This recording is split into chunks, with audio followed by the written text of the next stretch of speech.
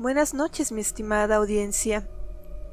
Como ya es una constante en este canal, la realidad siempre, pero vaya que siempre superará a la ficción.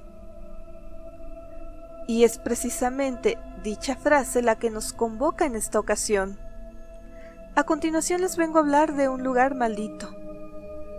Pero cabe aclarar que el día de hoy no hablaremos exclusivamente de una maldición en el campo de lo paranormal,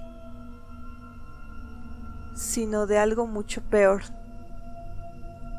En este video compartiremos una breve reseña sobre algunos de los acontecimientos que rodearon a la clínica de Topeka, la cual fue demolida en el año 2010. Así que sin más, comenzamos.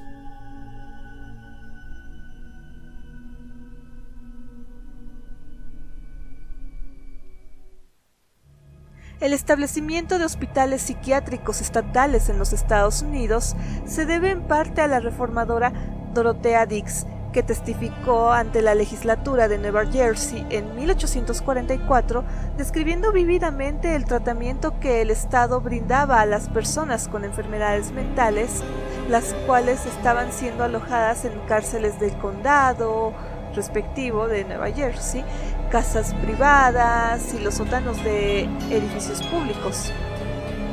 Se construyeron un total de 73 hospitales conocidos como los hospitales del Plan Kirkbride en todo Estados Unidos en un lapso de tiempo comprendido entre 1845 y 1910. El Hospital Estatal de Topeka entraba dentro de dicho plan y cruelmente se le conoció durante algún tiempo como el Asilo de Locos de Topeka. Esta institución fue financiada con fondos públicos para la atención y el tratamiento de los enfermos mentales en Topeka, Kansas, en funcionamiento desde 1872 hasta 1997. Sin embargo, dicho lugar abrió sus puertas en 1879 después de que el Hospital Estatal de Osawatomie, que una vez se llegó a pensar era suficiente, se llenó de pacientes con enfermedades mentales.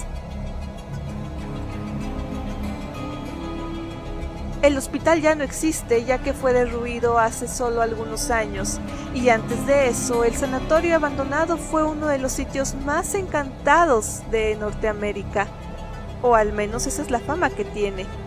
Era tal la aversión que se tenía a este edificio que muchos fueron al lugar después del derribo para quitar algunos de los escombros con distintos fines. Y de esta manera querían borrar cualquier pista de que existió aquella institución en ese sitio. Aún así, quedan los informes y documentos de lo que pasó en este lugar tan tétrico.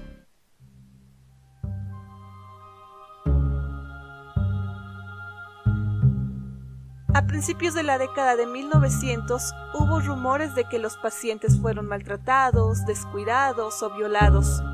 Los pacientes solían quedar confinados o encadenados durante largos periodos de tiempo.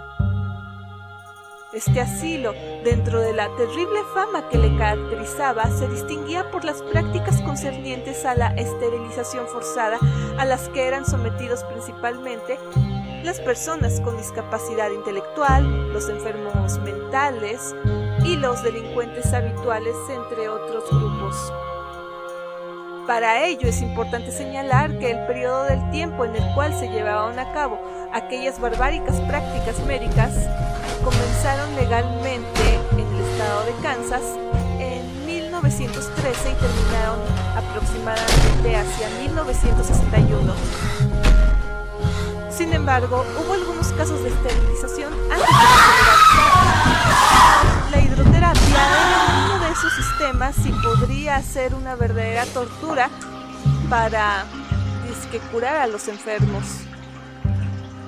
Se habla muchísimo de abusos, los cuales no pudieron ser detenidos ya que los médicos y trabajadores del sanatorio de Topeka se encontraban protegidos por el gobierno de Kansas.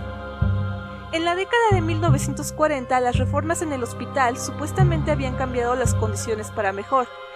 Sin embargo, dicho panorama se desvaneció cuando el hospital nuevamente recibió más críticas por el tratamiento de pacientes, ya que en 1951 se descubrió que el paciente John Crabbe, un inmigrante de Dinamarca de 59 años, no estaba clínicamente declarado como loco y sin embargo había sido encarcelado injustamente en ese hospital.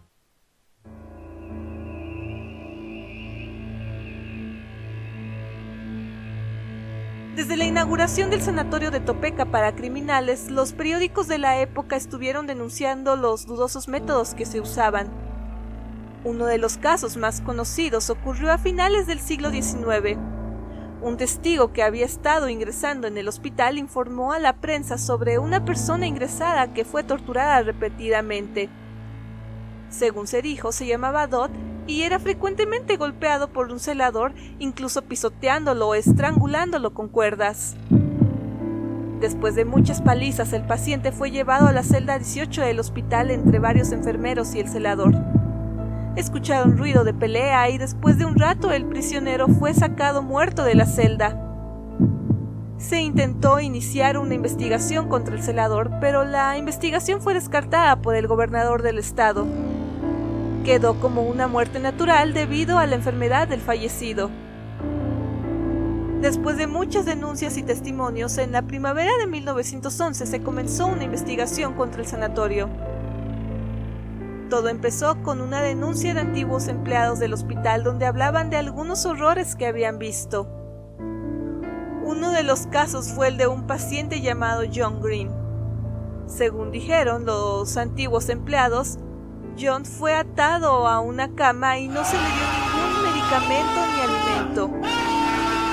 El progreso de aquel paciente era reportado todos los días por los enfermeros, pero nadie hacía nada. Finalmente murió al 8º día de inanición. El cuerpo de Green fue llevado directamente al área de disecciones o de medicina forense y su cerebro fue extraído para las prácticas de otros médicos de aquel sanatorio. Se hizo sin el consentimiento de los familiares de Green. La clase que se dio fue en la necropsia determinado por congestión cerebral, aunque los enfermeros que denunciaron estaban totalmente seguros de que Green había muerto nada más por inanición. Finalmente, de nuevo, el gobierno de Kansas desestimó los resultados de aquella investigación y todo quedó en la nada.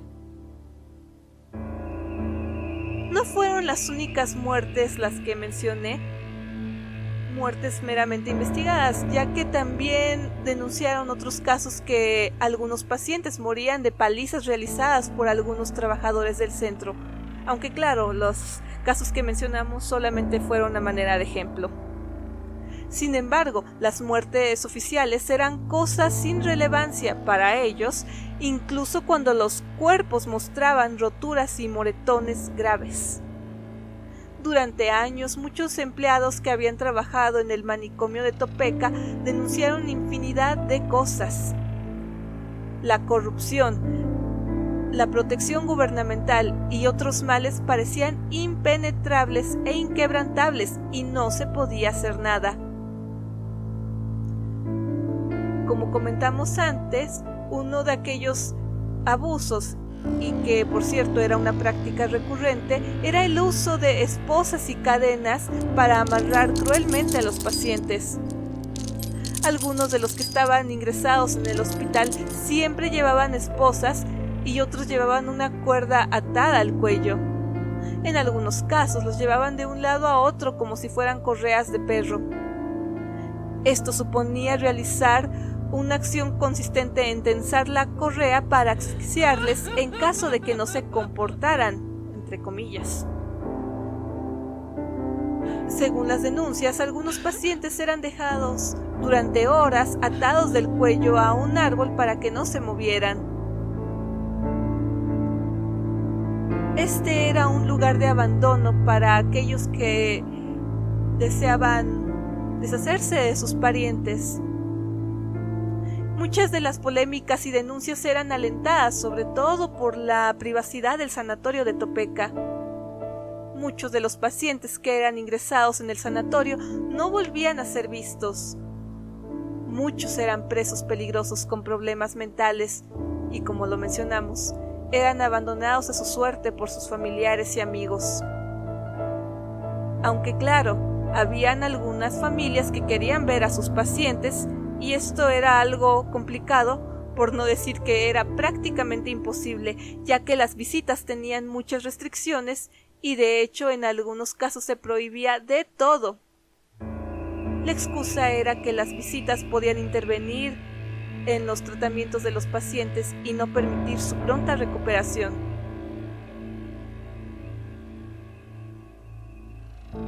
Como se manifestó previamente, la realidad siempre supera la ficción. Este lugar, entre otros tantos en Estados Unidos, sirvió como inspiración para muchas historias de terror que vemos reflejadas actualmente, tanto en los videojuegos como en las películas y desde luego en muchos libros. Si gustan que siga hablando de más lugares con historias tétricas como lo fue en este caso el hospital de Topeka, por favor déjenme su opinión en la caja de comentarios. Y si este video les gustó, por favor denle like, compártanlo y, como lo dije antes, déjenme su opinión en la caja de comentarios. También síganme en mis redes sociales, las cuales van a aparecer justamente en estos momentos en su pantalla y también las voy a dejar en la caja de descripción de este video. Suscríbanse a este canal ya que actualizo su contenido de forma constante y les agradezco muchísimo que se hayan quedado hasta este punto. Y espero que tengan muy dulces pesadillas y grandes satisfacciones. Hasta la próxima.